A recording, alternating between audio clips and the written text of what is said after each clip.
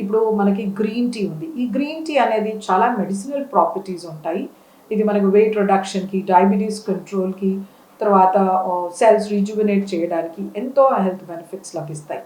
వీటిలో కూడా మంచి యాంటీ ఆక్సిడెంట్, పాలిఫినోలిక్ కంపౌండ్స్ లభిస్తాయన్నమాట.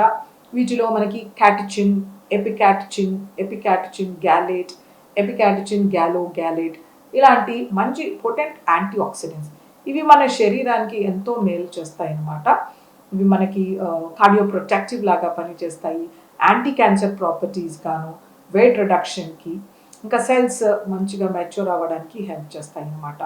సో మనకి ఇన్ని రకాల టీ, కాఫీస్ ఉన్నప్పుడు మనం యూజువల్‌గా మార్నింగ్ తీసుకునే టీని మనము పెప్పర్ టీ కానీ, జింజర్ టీ కానీ, లేకపోతే మసాలా టీ కానీ, లేకపోతే తులసి టీ కానీ, లేకపోతే మింట్ టీ కానీ ఇలా రకరకాల ఫ్లేవర్స్